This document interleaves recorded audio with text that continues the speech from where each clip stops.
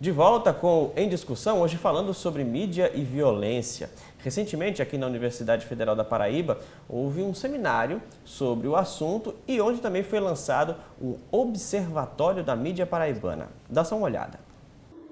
Como a mídia paraibana está tratando as vítimas e os agentes dos crimes na cobertura de fatos policiais? Será que existem excessos e violação de direitos humanos? A atuação dos veículos de comunicação é feita de forma saudável para o telespectador? Essas questões foram debatidas no Fórum Mídia e Violência, que aconteceu na Universidade Federal da Paraíba. Estudantes, profissionais do setor e sociedade civil ouviram e opinaram sobre o assunto, junto com representantes do Ministério Público da Paraíba, Secretaria do Estado da Segurança, Defensoria Pública da União e Associação Brasileira de Jornalistas. Acorda o dia para tomar um café, para almoçar e para dormir e permanentemente você vê 90 a 95% de violência sem que o combate ao crime apareça e apenas o crime, você está formando um senso comum de que a coisa mais importante é as pessoas acreditarem que a violência é imbatível. E ela não é. Os dados comprovam isso. O fórum tem apoio do Ministério Público Federal. O procurador da República, José Godoy, disse que o tema precisa ser debatido nacionalmente. Nós precisamos urgentemente ter dois diálogos muito sérios sobre a violência. O primeiro é um diálogo interinstitucional, é ver órgãos federais, estaduais e municipais, por que não, além de sociedade civil, debater um problema que tanto nos afeta. Eu acho que isso é fundamental, nós fazermos esse diálogo interinstitucional, para que a gente não fique cada um no seu canto atuando sozinho, sem ter uma atuação concatenada, conjunta e conjunta de verdade. E o segundo debate que temos que fazer é o que chamamos de desprivatização do debate sobre a violência. A sociedade precisa participar, dizer o que quer, o que pensa sobre esse assunto e ser levado em consideração. Durante o seminário foi lançado o Observatório da Mídia na Paraíba. O objetivo é monitorar programas de TV, rádio, noticiário impresso e também produções paraibanas para a internet e verificar possíveis violações aos direitos humanos.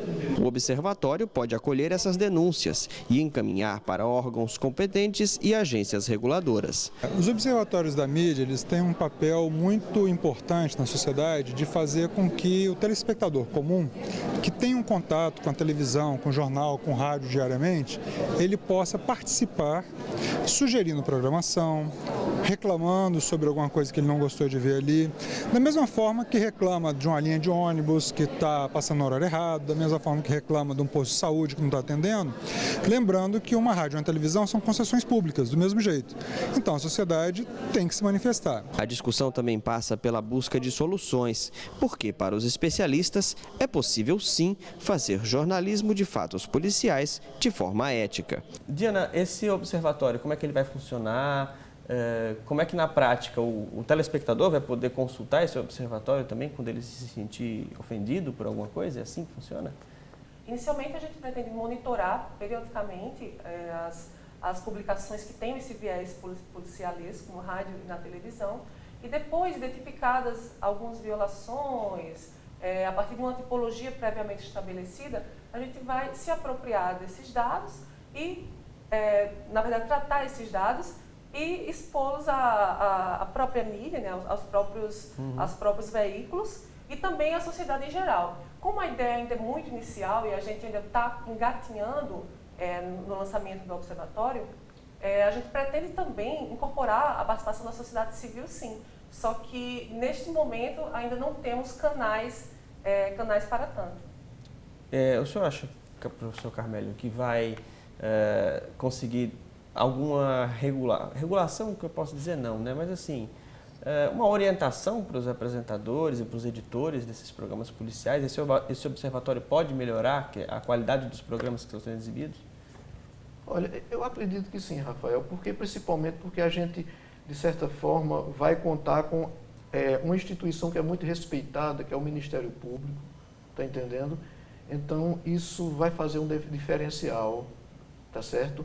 E eu acredito que à medida que forem criados os canais com a sociedade também, a gente pode contribuir ajudando a sociedade a ter consciência e de saber cobrar da mídia, entendeu? Uma atitude, digamos assim, honesta com relação a o que ela faz. Professor Oswaldo, esses programas policiais, eles têm alguma função social? Eles podem ser usados para criar uma cultura de paz, digamos assim? Função social eles têm, nada existe por acaso, não é? Ao contrário, eles têm a função social desses programas, tais como eles são estruturados hoje, vão além da nossa imaginação, em termos de controle, de formação de opinião, sabe, de preparação para ações, para atitudes estigmatizantes, atitudes de racismo, atitudes de desprezo, né, de violação dos direitos humanos. Não são formadores só de opinião, mas também leva a ações e a aprovação, o aplauso, né? Então, a mídia não se engane, a mídia tem um poder muito grande de fazer isto, né? Porque ela tem, diferentemente de nós cientistas que estamos numa linguagem hermética, enclausurado na academia, a mídia tem formas de penetração e de convencimento, como, né, se sabe desses grandes jornalistas que estão aí, inclusive mudando a estrutura dos programas policiais.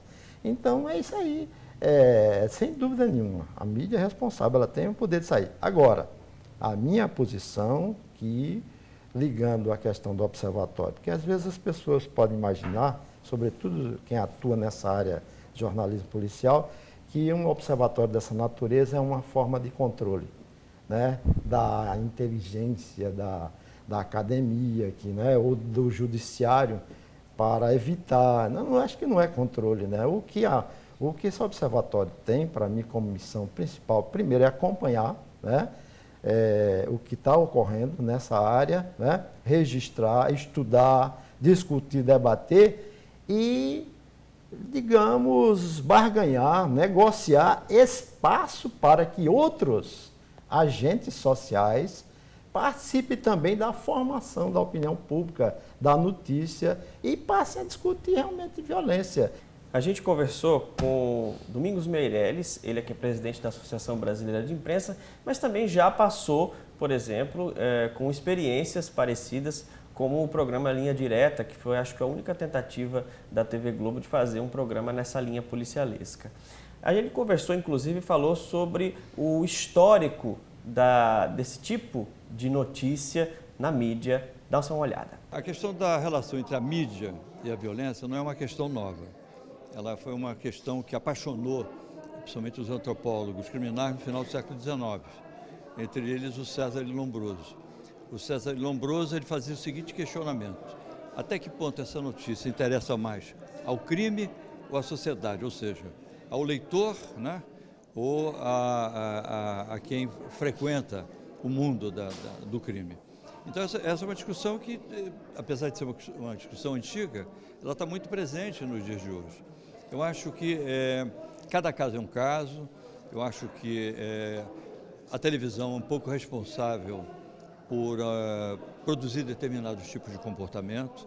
Algumas matérias mal concebidas ou então editadas no calor da hora, o fechamento da televisão, provocam um resultado diametralmente oposto. E também criminalizar a mídia, né, responsabilizar a mídia pela violência, também eu acho que não é uma atitude correta, né? Porque a mídia, de uma certa forma, ela é um espelho, né? Ela reflete um pouco o que é a sociedade. Se a gente for parar para ver, a maioria dos programas de grande audiência e de faturamento tem violência como entretenimento. Por que as pessoas gostam tanto de ver violência na televisão? Bom, a abordagem que esses programas têm dado ao fenômeno violento é uma abordagem muito simplificada e que retira toda a complexidade da violência, né? A partir do momento em que os apresentadores dividem o mundo entre nós e eles, entre os bons e os maus, os morais e os amorais, ele passa para o cidadão comum a ideia de que é simples resolver os problemas relacionados à rubrica da segurança pública, né? Basta encarcerar todo mundo, apesar de termos a quarta maior população carcerária do mundo, com mais de 600 presos. Esses programas pregam a ideia de que o Brasil é um país da impunidade, né? Então, basta meia dúzia de bordões bem elaborados, um apresentador com alguns trejeitos, né, que beiram o entretenimento. E essa é uma discussão que certamente o professor Carmélio faz em todos os espaços, que é por que esses programas são jornalísticos e não podem ser qualificados como entretenimento, né? Então, quando você dá a roupagem de espetáculo, de entretenimento à violência, ela se torna muito mais palatável e se torna um tema interessante e de fácil assimilação para a população. Isso sem contar também, né, Carmélio, aquelas situações que muitas vezes são recordes de visualizações no YouTube, que são aqueles casos bem pitorescos, entrevista de pessoas bêbadas, por exemplo, ou de travestis, transexuais que são presos e por tráfico de drogas, por exemplo, o repórter acaba brincando com a situação. Isso é entretenimento ou é jornalismo? Isso aí é puro entretenimento. É o que o Pânico faz. O Pânico é entretenimento, por que Cidade Alerta é considerado jornalístico, está entendendo? E isso aí, quando entra classificado como jornalismo, fica fora do sistema de classificação de faixa etária e, consequentemente, do horário em que é veiculado. Tá entendendo? Por isso que ele pode ser veiculado em qualquer horário. Exatamente. Chega a um ponto, por exemplo, que eu vi no YouTube um vídeo de um programa desse tipo aí, em uma cidade, não sei bem onde é, em que tem uma repórter que é gaga. Ela é gaga mesmo, tem dificuldade de falar, tá entendendo? E aquilo é usado como mais uma atração. Ela sai na rua para fazer entrevistas, aí vai fazer uma pergunta a uma pessoa e empaca em determinada palavra, tá entendendo? E fica tentando falar aquela palavra. Quer dizer, por que colocou? Não é uma questão de inclusão. É espetacularização, tá entendendo? Usa a repórter fazendo isso, tá entendendo? Isso pode confundir a cabeça das pessoas sobre o que de fato é realidade e o que é ficção? É claro, inclusive tem alguns autores, né, que são especialistas nisso. Tem o Carmélio conhece também, Guy Debord, né, que escreveu um livro importante, são aforismos, ele era nietzschiano, que se chama Sociedade do Espetáculo, que ele vai mostrar como a mídia, sobretudo a televisão, ela conseguiu alienar a realidade, transpôs para o espetáculo e o espetáculo passa a ser o real, né? Depois nós temos a continuidade um pouco dessa discussão com Jean Baudrillard, Simulacros e Simulações, e cuja síntese, para ser bem mais, né, aqui, né, vamos dizer, simplista, doutoral, é aquela piada que você vai passando pela rua, né, e vê uma senhora com uma criança. Aí alguém diz, puxa, que criança bonita. É porque o senhor não viu a foto dela ainda, né? Ou seja, é que o simulacro, a imagem, né, ela se tornou a hiperrealidade. Ela é mais real do que o cotidiano e assim por diante. Então, nós vivemos na sociedade do espetáculo, da retórica e da estética, entendeu? Por exemplo, tem um aspecto da questão da mídia que foi bastante explorado, foi até um professor nosso, Fausto Neto, né? Carmélio conheceu, tal, que desenvolveu até uma teoria importante, né? Que a mídia, nessa área de violência, é uma mídia de tribunal, né? E nada mais espetaculoso, vamos dizer, ou espetacular do que o tribunal. Mas num sentido, eu diria, positivo. Para mim foi uma das grandes conquistas da modernidade, foi o tribunal de júri, que ele permite uma ampla discussão. É ainda, para mim, um modelo ideal ainda de democracia. Porque tem contraditório, tem acusação, mas tem contraditório, tem advogados, tem promotores e assim por diante. Ela me permita isso, eu estava conversando com ela, para mim é realmente isso aí, que é ainda fundamental. E isso é uma ideia do liberalismo. Professor, o que eu acho é que não dá para chamar a mídia de tribunal, porque, querendo ou não, os tribunais são obrigados a garantir a defesa, a garantir o acesso às provas. Eu também concordo. E isso nem sempre a mídia coloca, né? Estamos num momento difícil das garantias processuais e da defesa, né? Todos sabemos o momento que estamos vivendo. Mas, de todo modo, me parece que a gente está retrocedendo ao século XVII, onde as execuções penais, os suplícios eram realizados em praça pública, e quanto mais cruel fosse a guilhotina ou a fogueira, quanto mais cruel fosse a execução da pena, mais o público se sentia atraído por isso. né?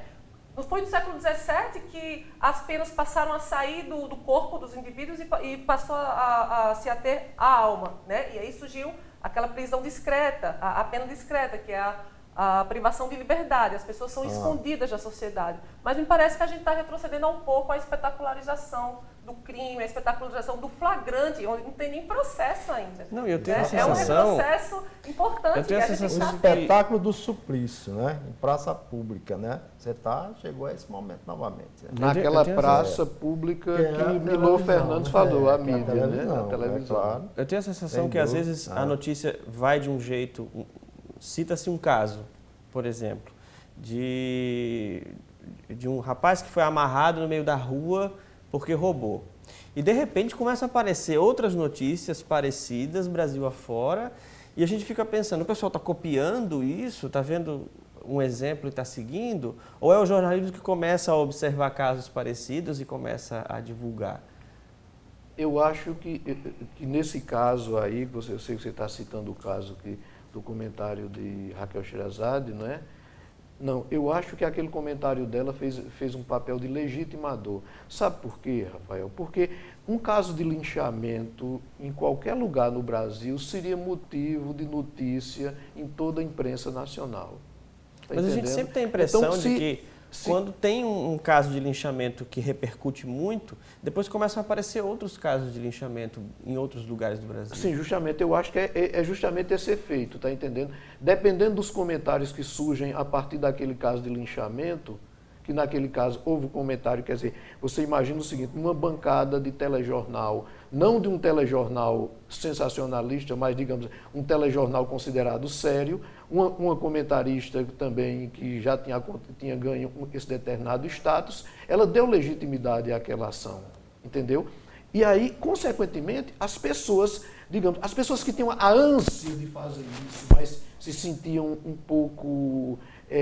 Intimidadas, exatamente. Então, essas pessoas viram naquele discurso uma legitimação, aí diz, vamos fazer. Porque eu digo o seguinte, a frequência com que aconteceu, entendeu, foi muito grande, porque se tivesse acontecido, se fosse uma coisa normal, a mídia nacional sensacionalista estaria dando essa cobertura a esses casos, entendeu? É complicado, é complicado. A gente vai para um rápido intervalo, mas daqui a pouco a gente vai falar sobre notícias que saíram na internet a respeito do assunto mídia e violência. Fique com a gente, porque aqui tem discussão.